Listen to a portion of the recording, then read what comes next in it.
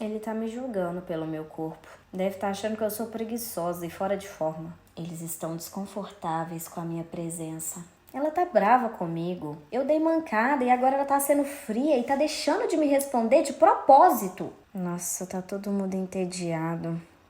Minha apresentação tá horrível, eu tô errando tudo. Mesmo sem ninguém te dizer nada, sua cabeça já criou toda uma história. E isso tem nome, tá? Chama leitura mental. Esse é o primeiro vídeo da série Distorções Cognitivas, onde nós vamos abordar cada tipo de pensamento e em como ele aparece na nossa rotina e como que a gente pode também aprender a lidar com ele de uma forma mais funcional pra gente. Vamos conversar um pouquinho sobre a distorção leitura mental hoje? A leitura mental é uma distorção cognitiva muito comum, tá, gente? Você não é doido só porque você acha que você tá lendo a cabeça das pessoas. É um pensamento distorcido que pode causar muita angústia, justamente porque você pega aquele pensamento que apareceu na sua cabeça e faz dele a sua verdade absoluta. E nós já aprendemos aqui que nem tudo que a gente pensa é verdade. Se você ainda não viu o vídeo sobre pensamentos, eu vou deixar na descrição para vocês darem uma olhadinha e entenderem um pouco melhor para depois vocês assistirem esse vídeo da leitura mental, tá bem? Então, como eu falei, nós podemos ter vários pensamentos que vão nos levar para um lugar muito desconfortável, onde vai gerar emoções desconfortáveis e comportamentos desconfortáveis também. Os chamados pensamentos disfuncionais, eles são pensamentos automáticos, distorcidos ou irreais sobre o que está acontecendo à nossa volta. E como eu falei, ele contribui para sentimentos e reações que também são desconfortáveis. E reações também muito desproporcionais e exageradas consideradas as situações. O pensamento leitura mental, ele diz muito sobre aquela tendência que a gente tem de acreditar que a gente sabe o que a outra pessoa está pensando, o que ela está sentindo, por que ela está reagindo daquela forma. E isso sem ter nenhuma evidência sobre a veracidade daquele pensamento. Na terapia cognitivo-comportamental, nós trabalhamos muito numa técnica que chama questionamento socrático. E ela faz justamente isso que eu quero trazer aqui para você agora. Eu vou deixar umas perguntas aqui na descrição, tá bem? E essas perguntas, elas vão ser norteadoras para que quando você perceber que você está tendo esse pensamento de leitura mental, você corre aqui, recorre às perguntas que estão na descrição, faça elas com cuidado, com consciência, com presença, e você mesmo vai tirando as suas próprias conclusões. Um tipo de questionamento que é sempre muito válido é fazer uma lista de evidências. Que evidências que eu tenho que isso é verdade? Que evidências que eu tenho que isso não é verdade? Muitas vezes, só de você fazer essa comparação, de você colocar ali mesmo num papel o que é uma evidência positiva para o seu pensamento e uma evidência negativa para o seu pensamento, você já consegue ver ali se você está levando, o seu pensamento muito para um lado distorcido ou se você está levando ele para um lado mais realista. A TCC, gente, a terapia cognitivo-comportamental, ela não quer que você pense positivo, ela quer que você pense de uma forma realista. Então, deixei algumas perguntinhas aqui embaixo que pode te ajudar também, além dessa técnica de evidências que você tem. Vou deixar algumas perguntas também na descrição para você recorrer quando você perceber que você está tendo esses tipos de pensamento de leitura mental. Agora eu queria te dar alguns exemplos para você ver como que esse tipo de pensamento ele acaba tomando conta da nossa vida mesmo, tá, gente? Às vezes a gente acha que realmente a gente tem superpoderes, que a gente pensa numa coisa e aquilo realmente é verdade. Então eu vou te dar alguns exemplos agora para você ver, mas na prática, como que esse pensamento aparece na nossa rotina. Você acabou de apresentar uma ideia para o seu chefe em uma reunião, mas ele não fala nada. Ele não comenta nada, fica ali com uma expressão neutra, mas não fala nada pra você. E aí você pode pensar: nossa, meu chefe achou minha ideia idiota. Eu não sei pra que eu fui falar, ele deve estar me achando incompetente. Quem que pensa nessa ideia, gente? Uma criança de 3 anos vai saber pensar nisso? Pois é, né, gente?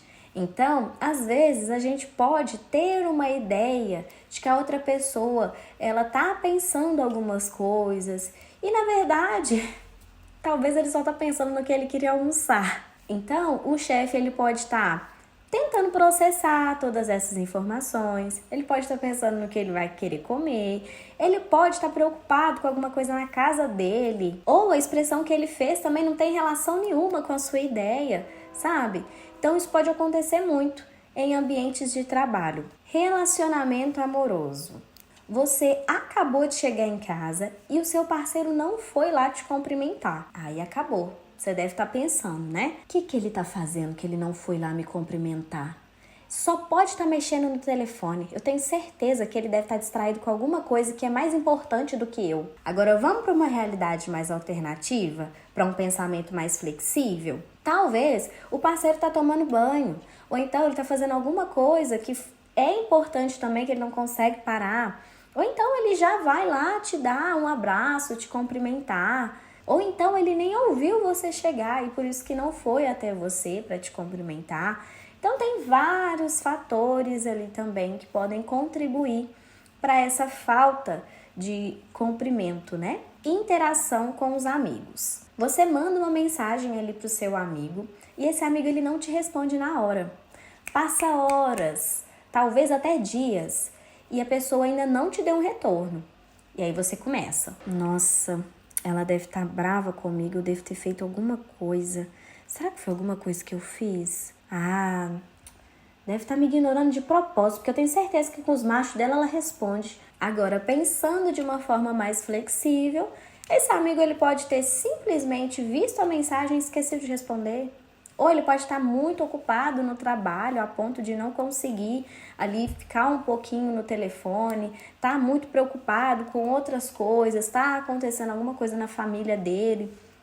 N situações também que podem explicar esse sumiço, essa ausência. E não necessariamente porque você está sendo punida ou porque ele não é amigo o suficiente para te responder na hora. Agora imagina que você está no restaurante.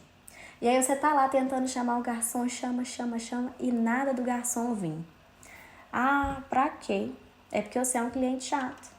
É o que passa na sua cabeça. Você já tá ali, ó. Nossa, que eu devo ser muito chata. Meu Deus do céu. Será que foi o jeito que eu falei com ele? Eu acho que ele tá me achando irritante. Eu devo ser uma cliente muito chata. Eu tenho que me controlar aqui. Eu tô chamando ele toda hora. Bora lá, né, gente? Às vezes o garçom não tá nem vendo que você tá chamando. O cara tá tão doido, perdido ali com 300 milhões de clientes para atender, pedido para entregar, que ele acabou não vendo você chamar. Ou então, se ele viu você chamar, talvez ele pensou que depois ele ia até lá e aí outro chamou e aí ele ficou perdido. Tem tudo isso, pode acontecer. Não que você é um cliente chato, que você está sendo irritante, você é o problema. Calma, talvez a pessoa só está tendo um dia estressante e não está conseguindo ali organizar tudo. Agora, para você que dirige ou que pilota, tá ali no trânsito, tranquilo, e aí vem um cara e te corta. Já vai cortando assim, enfiando na sua frente. Ah, mas você não vai deixar assim não, porque essa pessoa ela te cortou de propósito, porque ela deve estar te achando uma lesma, um molenga, não é? Vamos apostar um racha aí, né? Aí começa toda aquela bagunça ali na nossa cabeça, que às vezes faz até a gente bater o carro, bater a moto, porque tá achando que o outro tá disputando racha com a gente, que não tem nada a ver uma coisa com a outra. Às vezes o cara só te cortou porque realmente estava ali mais fácil, seria melhor para ele passar, ou ele tá com pressa demais, ou tá desatento, tá perdido, tá dirigindo mal mesmo. N situações também que podem explicar. Pessoal, em todos esses exemplos a gente consegue ver que o pensamento distorcido, leitura mental, esse pensamento que às vezes pode ser automático também, ou irreal, ele aparece justamente falando pra gente que sabe qual que é a intenção da outra pessoa, o que a pessoa está pensando, qual que é o sentimento da pessoa diante de você. E isso sem ter evidência nenhuma, sem ter evidência concreta de nada daquilo que você está pensando. A pessoa que faz muito, que tem muito esse tipo de pensamento, leitura mental, é uma pessoa que acredita fielmente que o que ela pensa é a verdade absoluta e que não tem outras possibilidades para explicar aquela situação. O mais importante, minha gente, é a gente ser flexível quanto ao nosso pensamento. Porque sim, vai ter momentos em que o outro realmente não vai gostar de você. Vai ter momentos em que o outro tá ali te ignorando mesmo. Só que o mais importante é a gente trazer à tona a flexibilidade cognitiva. Ok, se essa pessoa tá assim comigo mesmo por conta disso, deixa eu fazer aqui a minha listinha de custo e benefício.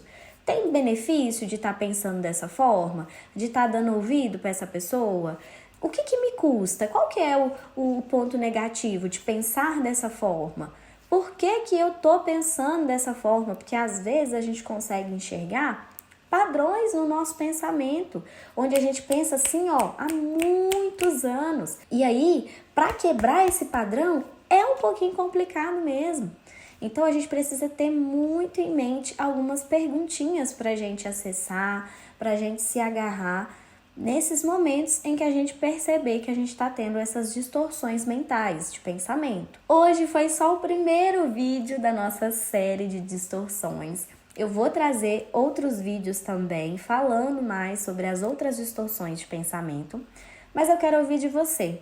Você já teve esse tipo de pensamento? Me conta aí nos comentários se você já achou que você tinha superpoder, que você estava lendo a cabeça dos outros. E eu quero agradecer a você que chegou até aqui, que assistiu meu vídeo até o final. Se fez sentido para você, curta, compartilha. E como vocês sabem, eu tenho aquele grupo gratuito no WhatsApp, que eu mando reflexões diárias por lá.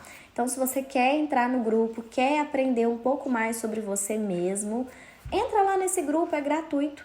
Como eu gosto de falar, gente, às vezes o movimento é pequenininho, é um passinho de formiguinha. É você entrar num grupo de reflexão e refletir um pouco mais sobre você. Então é isso, meus amores. Um beijo pra vocês e até semana que vem.